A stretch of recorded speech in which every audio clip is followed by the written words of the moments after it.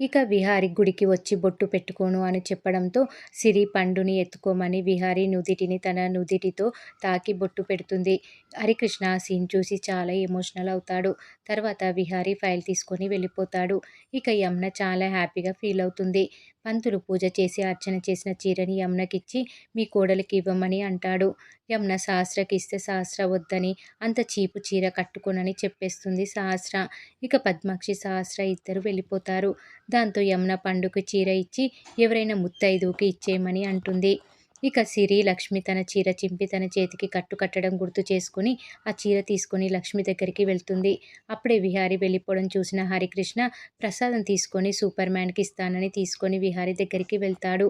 సిరిని చూసి లక్ష్మి ప్రసాదం పెడతానని అంటే ప్రసాదం ఇవ్వడం కంటే ముందు మీకు ఒకటి ఇవ్వాలి అని గుడిలో పంతులు ఇచ్చారు అని మా నానమ్మ ఎవరైనా ముత్తైదులకు ఇవ్వమని చెప్పిందని చెప్పి సిరి లక్ష్మికి ఇస్తుంది.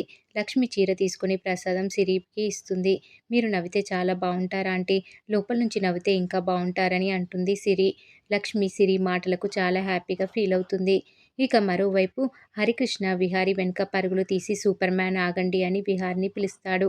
నన్ను సూపర్ మ్యాన్ అంటున్నావేంటి అని విహారి అడిగితే ఆపదలో ఉన్న వాళ్ళని కాపాడావు కదా అందుకే అని అంటాడు హరికృష్ణ.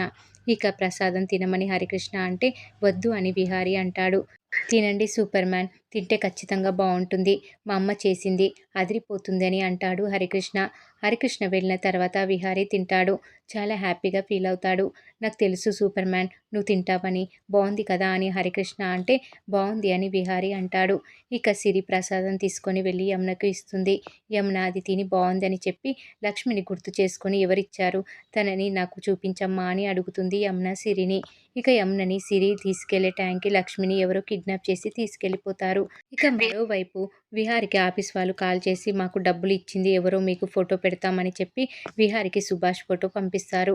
వీడా అని విహారి అనుకుంటూ అక్కడ అంబికతో మాట్లాడుతున్న సుభాష్ దగ్గరికి వెళ్ళి కొడతాడు. ఇక ఇంట్లో అందరూ ఏమైందని అడిగితే మన కంపెనీ మూత పడడానికి ఉద్యోగులకు వీడు డబ్బులు ఇవ్వడానికి ప్రయత్నించాడని చెప్పి కొడతాడు విహారి. ఇక అంబిక విహారిని ఆపి తనే సుభాష్కి డబ్బు ఇచ్చి ఇవ్వమని చెప్పానని చెప్తుంది.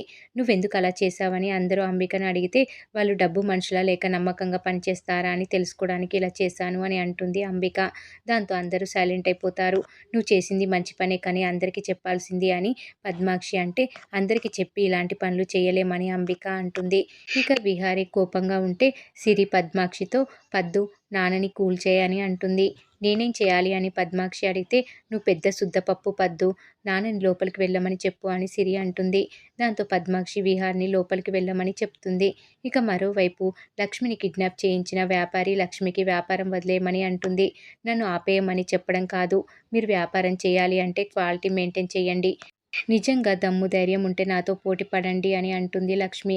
అది చెప్పిన దాంట్లో లాజిక్ ఉందిరా, నన్ను ఎదిరించే వాళ్ళు ఎవరు లేరు, ఇంతకు మించి ఎక్కువ చేస్తే అప్పుడు చూద్దామని ఆవిడ అంటుంది.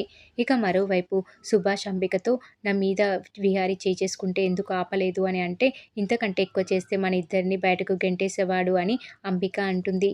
మరి ఏం జరగబోతుంది అనేది రాబోయే ఎపిసోడ్లో తెలుసుకుందాం.